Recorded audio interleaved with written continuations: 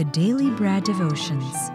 Today's reflection with Pastor Jeff Ellis Cupides. Morning, morning, Pastor Jeff. Good morning, Cha. Good morning, Ted. Balik na tayo rito sa ating studio. Good morning sa ating mga taga-subaybay. Yun naman, pampakalma ngayong mainit na Martes ng umaga kung saan maraming nanggigigil. Mamaya balikan po natin yung issue na yan, mga kapatid. Hindi ba tayo tapos dyan? Dahil nandito na po ang sulat ng ating letter sender na ang pangalan po niya ay si Angela. Basahin ko na po, mga kapatid. Sabi niya dito, Pastor Jeff, ang mister ko po ay napakaiksi na ng pasensya at mainitin ang ulo. Tatay ko ba to? Papa, is this you? Parang pinalitan lang. Hindi ba si Teresa to? Ay hindi, Angela nga. Sabi niya, lagi pong galit na galit at laging pasigaw kung kausapin kaming mga anak niya. Ay, hindi ganun ang tatay ko. Apektado na po ng kanyang ugali ang aming relasyong mag-asawa. Pati na ng kanyang relasyon sa dalawa naming anak. Pakiramdam ko, wala kaming nagagawang tama at balakid kami sa kanyang trabaho. Kaya pag nandyan ay hindi namin siya inaabala para hindi kami madamay sa init ng ulo at pagod sa trabaho. Minsan kahit nasa bahay lang siya, meron pa rin siyang kausap na kliyente o kaya may mga inaayos siyang dokumento. Isa pong car sales agent ang mister ko. Naiintindihan ko ang stress at pressure sa trabaho. Subalit habang tumatagal, napapansin ko madalas na siyang magalit kahit pa sa maliliit na bagay. Bago kumain at hindi agad nakakapunta sa lamesa ang dalawa naming anak, nasisigawan na niya. Ako naman, kapag hindi ko kagad napaplansya yung uniform niya papasok ng opisina, nasisigawan din ako ng asawa ko. Kapag may inutos o sinabi na hindi ka agad naiintindihan, umiinit ang ulo agad ni mister at nasisigawan niya kami ng mga bata. Lumalayo na po ang loob ng kanyang mga anak sa kanya. Kahit ako, wala na akong ganang makipag-usap pa sa asawa ko. Sa totoo lang, pag dumadating siya sa bahay, nakakaramdam kaming mag-iina ng takot dahil baka masigawan na naman kami na halos araw-araw ay ginagawa niya po. May mga pagkakataon na nag-aaway na kaming mag-asawa dahil ayaw na ayaw ko ring nasisigawan ako. Kaya sumisigaw na rin ako pabalik kung minsan. Naniniwala po ako na nawawala na po ang saya ng aming pagsasama. Hindi na ako sigurado kung dahil pa ba to sa pagod niya sa trabaho o baka may problema na sa pag-iisip ang mister ko. Anger management po ba ang tawag doon?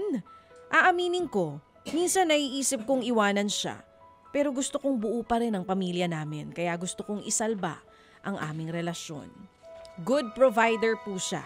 Dahil masipag magtrabaho na ibibigay ang pangangailangan ng aming pamilya. Subalit, sapat na ba ito para ganun niya kami pakitunguhan? Paano ko ba mapapakalma ang aking mister?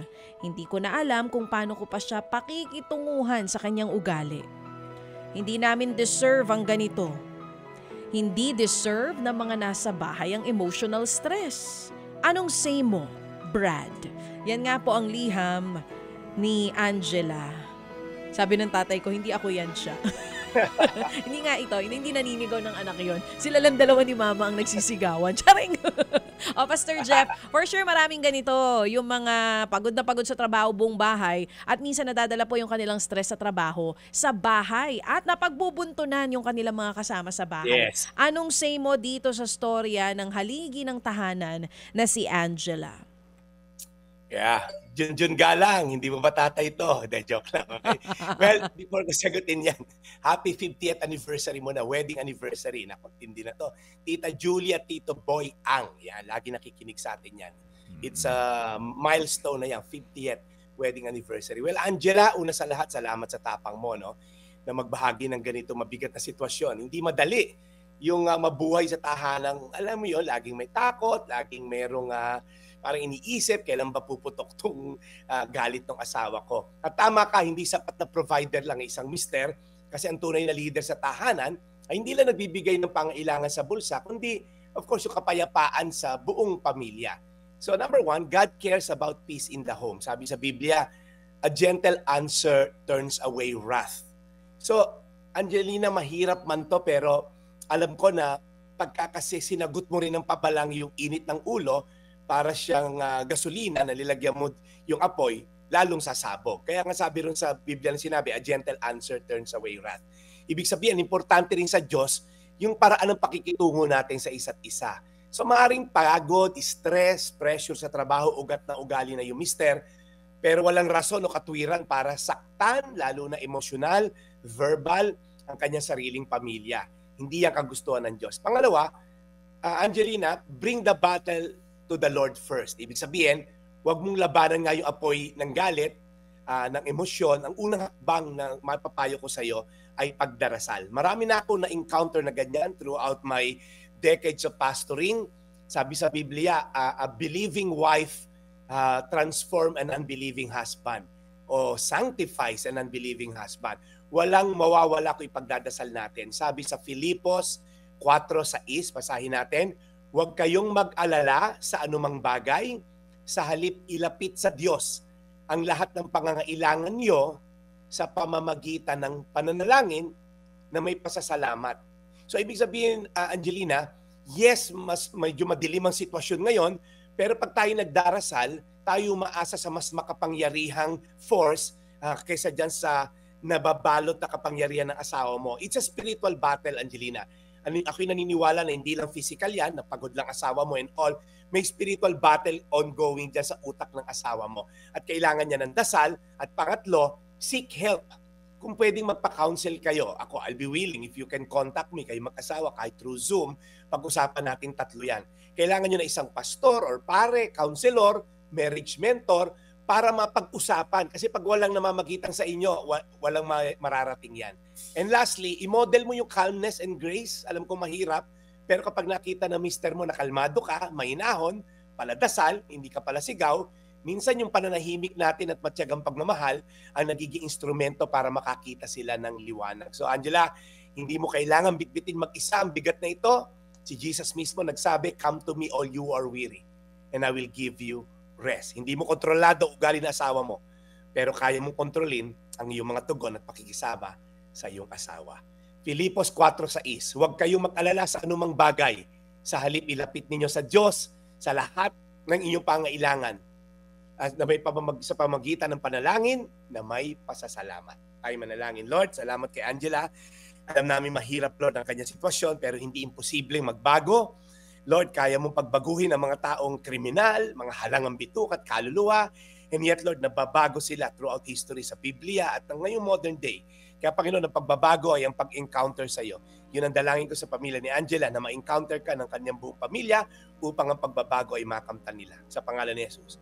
Amen. Amen. And Lord, muli po, salamat na marami sa mensaheng ito na amin napakinggan mula kay Brad Jeff. Lord, salamat po. Salamat sa araw na ito. Salamat po sa leksyon na amin po napakinggan. Lord, alagaan niyo po lagi si Brad and guide us through sa amin pong hinaharap ngayon ng mga pagsubok sa aming bayan, higit sa lahat. In Jesus' name we pray. Amen. Amen. Salamat na marami, Brad Jeff, muli sa pagpapahupa sa ating mga damdamin at yung pagpapahupa sa sana nga dito po sa sinasabi ni Nanay Angela na damdamin at emosyon ng kanyang mister. Oh. Anger management. Correct. Parang guilty rin. Kami ng tatay ko, guilty kami dyan. Ganon. Namamana ba yung anger management na yan? Siguro, ganda ng mga sinabi ni Pastor. siguro dapat bigyan mo si daddy Si Papa mo. Cesar ng ano? Ano ibibigay natin? Pera? Ano ng ibibigay? Bravo. Bravo. Ano ibibigay? So, Pag-uwi. Brad Jeff, salamat na marami kay Ma'am Cherry Baile pala. Uy, thank you Ma'am Cherry and Sir Raul, of course. Oo, sa nagpadala ating din siya papansit dito. ng pansit para po sa ating Yes. ikalimang taong anibersaryo.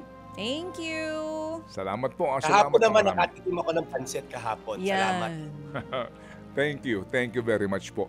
Brad Jeff, so we'll catch you again tomorrow sa ating buong linggong ito ng pag-alaala at pagdiriwang po sa ikalimang taon ng ating pong programa sa True FM. Of course, day 1, atin na pong kapiling si Brad Jeff Eliscopides. Brad, salamat na marami. Maraming salamat ulit, Brad Ted, at sa oportunidad na binigay niya sa akin. Happy birthday again sa kaibigan ko, Odi Jan Melad. Ito po yung Daily Brad, your daily dose of inspiration. Mga kapatid, brothers and sisters, saan ka pa? Dito na tayo sa totoo.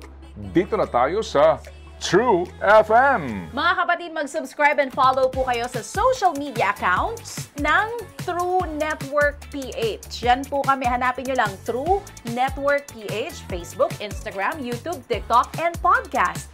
Mapa Apple or Spotify man yan, mahahanap nyo kami. Lahat ng mga napapanood at napapakinggan nyo po sa programa, nasa social media accounts namin yan. So, paano mga kapatid? See you sa social media! Ito tayo sa totoo, tunay at tapat.